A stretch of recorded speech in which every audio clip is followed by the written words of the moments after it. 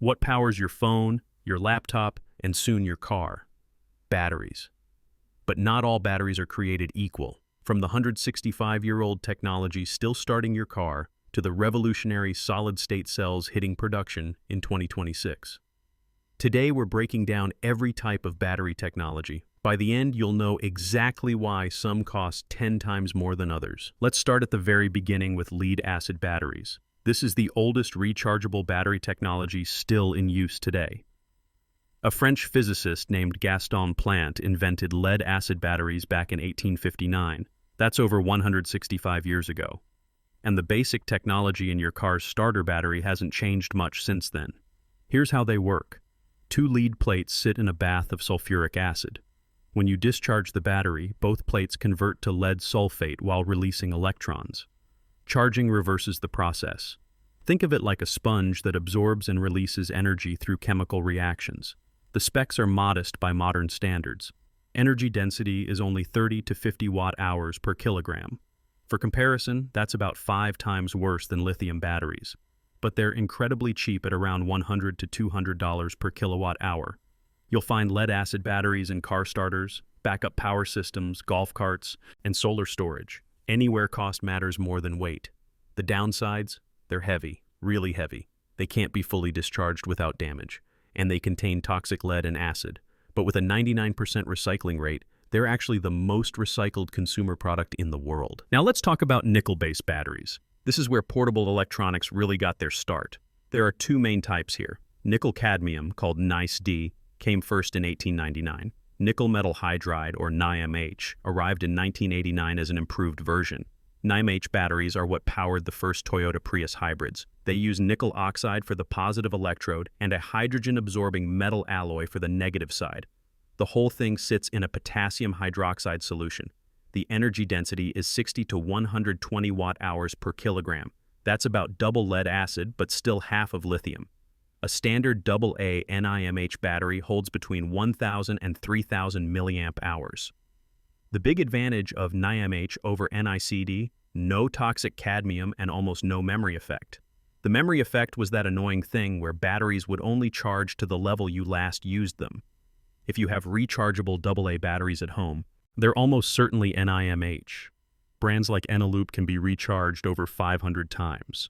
Some Prius battery packs have lasted over 300,000 miles. The downside is high self-discharge. Standard NiMH batteries lose 20 to 30% of their charge per month just sitting there. Low self-discharge versions fix this but cost more. This is where the battery revolution really happened. Lithium-ion changed everything. Sony commercialized the first lithium-ion battery in 1991. In 2019, 3 scientists won the Nobel Prize for developing this technology. That's how important it is. Here's the basic idea. Lithium ions shuttle back and forth between a graphite anode and a metal oxide cathode. The liquid electrolyte lets the ions flow while a separator keeps the electrodes apart. During discharge, ions move one direction. During charging, they move back.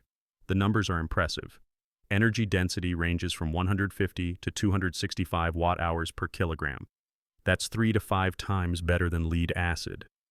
Self-discharge is only 1 to 3% per month. And they can fast charge to 80% in 30 to 60 minutes. There are several flavors of lithium-ion. LCO uses cobalt and powers most phones. NMC uses nickel, manganese, and cobalt for electric vehicles. NCA is what Tesla uses for maximum range. Each has different trade-offs between energy, power, safety, and cost. Lithium-ion batteries power 99% of smartphones, most laptops, all Tesla vehicles, and countless other devices. The cost has dropped from over $1,000 per kilowatt-hour in 2010 to around $115 in 2024. The catch? They can catch fire if damaged or overcharged. That's called thermal runaway. They also degrade over time even when not used. And they contain cobalt, which has both cost and ethical concerns. Quick reminder, if you're finding this helpful, that subscribe button helps us make more videos like this. Now back to batteries. Lithium polymer, or LiPo, is actually a type of lithium-ion battery. The key difference is the electrolyte. Instead of a liquid electrolyte, LiPo uses a gel-like polymer. This lets manufacturers package the battery in a flexible aluminum foil pouch instead of a rigid metal can. The chemistry is basically the same, but the form factor changes everything. LiPo batteries can be made incredibly thin, down to just 1 millimeter. Your iPhone uses a LiPo battery specifically because it can be shaped to fit the phone's curved interior. A cylindrical lithium-ion cell would make your phone way too thick. The other big advantage is discharge rate. LiPo batteries can deliver current at up to 90 C. That means 90 times their capacity in 1 hour. Racing drones need this kind of burst power for quick acceleration. You'll find LiPo in smartphones, tablets, smartwatches, drones, and RC vehicles. Basically anything where thin and light matters more than maximum lifespan. The trade-off is durability. LiPo batteries typically last 300 to 500 cycles compared to 500 to 2000 for cylindrical lithium-ion. They're also more prone to swelling if overcharged and easier to damage since there's no rigid metal case protecting them. Now let's talk about the safe choice. Lithium iron phosphate, or LFP. LFP is another lithium-ion chemistry, but it uses iron phosphate for the cathode instead of cobalt-based materials.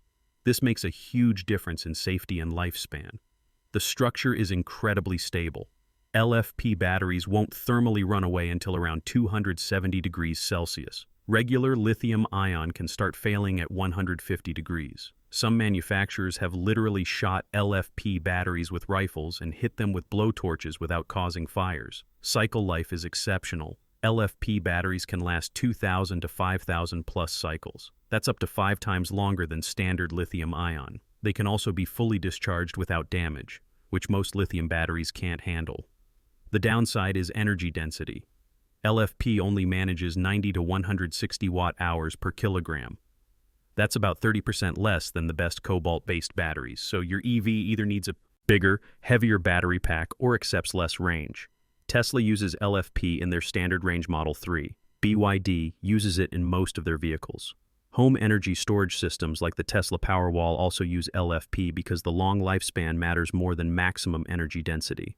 Oh, and there's no cobalt. That makes LFP cheaper and avoids the ethical concerns around cobalt mining. Here's where things get interesting for the future. Sodium-ion batteries are lithium-ion's cheaper cousin. The chemistry works almost identically to lithium-ion. Ions shuttle between electrodes through an electrolyte. The big difference? Sodium instead of lithium. And sodium is 1,000 times more abundant than lithium. We can literally extract it from seawater. CATL, the world's largest battery manufacturer, started shipping sodium-ion batteries in 2023. Energy density is currently 100 to 160 watt-hours per kilogram. That's comparable to LFP. The real advantages show up in extreme conditions. Sodium-ion batteries work down to negative 40 degrees Celsius. Lithium-ion typically fails below negative 20. They can also be fully discharged to 0 volts for safe transport without damage. Cost is the main attraction. Sodium-ion batteries are projected to be 30 to 50% cheaper than lithium-ion. No lithium, no cobalt, no nickel needed. Just abundant, cheap materials. The limitations? Lower energy density than the best lithium batteries. That means they're better suited for city cars and grid storage than long-range vehicles, at least for now. Think of sodium-ion as the practical hatchback of batteries. Not glamorous, but affordable, and gets the job done for most people. This is the Holy Grail. Solid-state batteries have been promised for a decade, and in 2026, they're finally here. At CES 2026, a company called Donut Lab announced the first production-ready solid-state battery. Their partner, Verge Motorcycles, is putting it in vehicles shipping this year. This is a genuine breakthrough. Here's what makes solid-state different. Instead of a liquid electrolyte that can leak, catch fire, or grow dangerous metal spikes called dendrites, solid-state uses a solid material. Ceramic, glass, or solid polymer. No liquid means no fire risk. The specs are remarkable. Donut Lab's batteries achieve 400 watt-hours per kilogram. That's about 60% more than the best lithium-ion. They charge to 100% in just 5 minutes, not 80% full. And they can do this for up to 100,000 cycles. Let me put that in perspective. 100,000 cycles means you could charge your battery every single day for 274 years. The battery will outlast everything. Temperature performance is equally impressive. These batteries retain 99% capacity at negative 30 degrees Celsius and above 100 degrees. Your phone's lithium battery would be dead at those extremes. The Verge TS Pro motorcycle uses this technology. The long-range version offers 370 miles of range with a 33.3 kilowatt-hour pack. Charging takes under 10 minutes. Price starts at $30,000. The catch? Manufacturing cost is still 2 to 5 times higher than lithium-ion. Production capacity is limited, but that will change as factories scale up. So where is battery technology heading? Silicon anodes are coming soon. Silicon can hold 10 times more lithium than graphite. The challenge is that silicon expands 300% when charged, but nanostructured solutions are appearing in premium cells now. Lithium-sulfur promises 500 watt-hours per kilogram using cheap, abundant sulfur. It's mainly targeting aviation applications starting around 2027. The ultimate dream is lithium air. Theoretical energy density of 3,500 watt-hours per kilogram. That's comparable to gasoline. But making it work reliably is incredibly difficult. Maybe the 2030s, maybe never. What matters for most people isn't the cutting edge. It's matching the right battery to your needs. Lead acid is still perfect for car starters. NiMH works great for rechargeable AA batteries. Lithium-ion handles phones and laptops. LFP is ideal for home storage. And solid state is about to transform electric vehicles. Battery costs have dropped 90% since 2010. Energy density keeps climbing. We're in a golden age of battery development, and if you want to keep learning, check out our video on every type of computer storage explained. I'll link it right here. Thanks for watching.